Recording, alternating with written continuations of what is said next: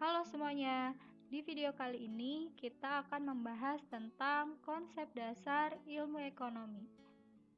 Pertemuan pertama ini ada 4 pokok bahasan. Yang pertama, inti masalah ekonomi. Yang kedua, ilmu ekonomi.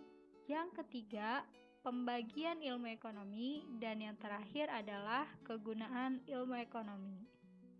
Langsung saja ke pembahasan yang pertama, yaitu inti masalah ekonomi. Nah, apa yang ada di benak kalian ketika melihat gambar ini? Pasti ada kan pertanyaan seperti, mengapa sih kok gas dan BBM persediaannya bisa habis? Atau mengapa pembeli bisa mengantri sepanjang itu ya? Apa ayo kira-kira jawaban dari pertanyaan nomor 1 dan nomor 2? Oke, untuk menjawab pertanyaan nomor 1, mengapa ya gas dan BBM persediaan bisa habis? Ya karena sumber daya alam itu sifatnya terbatas. Dan yang nomor 2, mengapa pembeli bisa mengantri sepanjang itu? Karena kebutuhan manusia yang tidak terbatas. Lalu, apa hubungannya antara jawaban nomor 1 dan nomor 2? Maka, hubungan antara sumber daya alam yang sifatnya terbatas dengan kebutuhan manusia yang tidak terbatas akan menimbulkan suatu masalah ekonomi, yaitu kelangkaan. Kelangkaan merupakan masalah bagaimana seseorang bisa memenuhi kebutuhannya yang banyak dengan alat pemuas yang terbatas.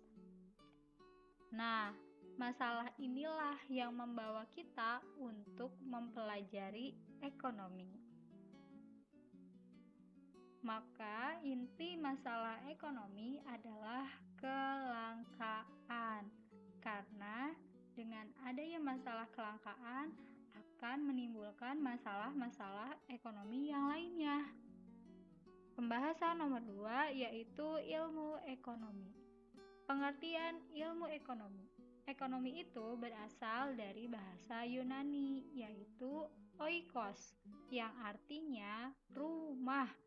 Yang kedua, nomos, yang artinya adalah aturan. Maka, pengertian ilmu ekonomi dalam arti sempit yaitu oikonomia atau aturan manajemen rumah tangga yang baik.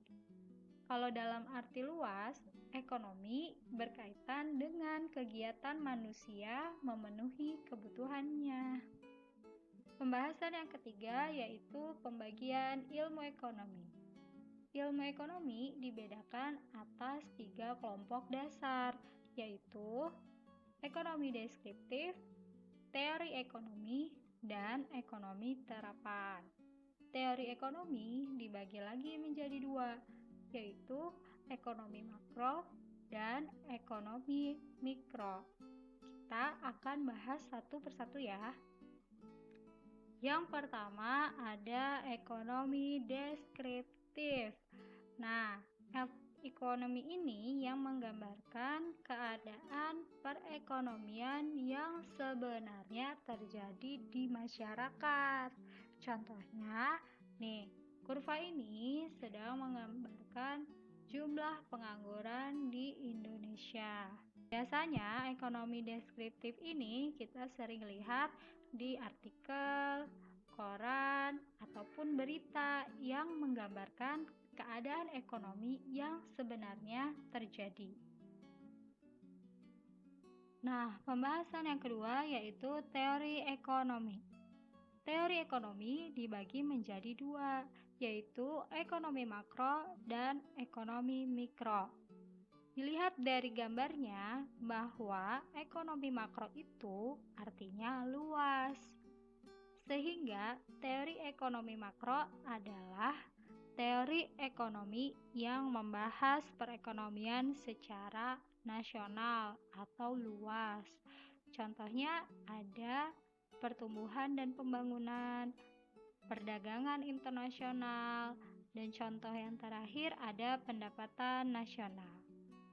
Sedangkan kalau ekonomi mikro yaitu teori ekonomi yang membahas secara sempit, yaitu berfokus pada individu atau kegiatan perekonomian. Contoh ada pasar, kemudian Bank Indonesia, dan pelaku ekonomi. Maka paham ya perbedaannya. Kalau ekonomi makro, dia pembahasannya luas, yaitu pembahasan secara nasional. Kalau ekonomi mikro, dia fokus pada satu pembahasan, seperti pasar, Bank Indonesia, pelaku ekonomi, yang pembahasannya itu berfokus pada individu atau kegiatan ekonomi. Yang ketiga ada ekonomi terapan.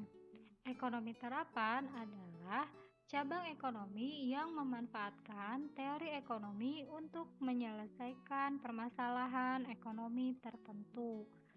Jadi, sifat ekonomi terapan itu adalah praktis dan hanya digunakan pada masalah-masalah tertentu. Seperti contoh di gambar ini nih, yaitu ekonomi perbankan. Jadi, ekonomi perbankan adalah cabang ekonomi yang hanya digunakan untuk mengatasi masalah-masalah yang ada di bank atau kegiatan perbankan. Kemudian contoh lainnya adalah ekonomi pembangunan. Berarti ekonomi pembangunan itu digunakan untuk mengatasi masalah-masalah pembangunan. Seperti itu. Pembahasan yang terakhir yaitu kegunaan ilmu ekonomi. Nah, kegunaan ilmu ekonomi itu yang pertama mengajarkan cara berpikir yang baik. Maksudnya di sini adalah dengan mempelajari ilmu ekonomi, mengajarkan kita untuk mengambil keputusan yang terbaik, seperti biaya peluang. Biaya peluang ini biaya yang dikorbankan ketika kita memilih suatu keputusan. Kemudian skala prioritas. Nah, kebutuhan kita itu kan banyak, maka kita susun skala prioritasnya, yang mana dahulu yang harus didahulukan. Kemudian ada pasar efisien. Yang kedua, memahami masyarakat dengan lebih baik. Dengan belajar ekonomi, kita dapat menjawab beberapa pertanyaan. Misalnya, mengapa ya orang memutuskan untuk membuka lahan, membangun jalan, atau memproduksi alat-alat transportasi?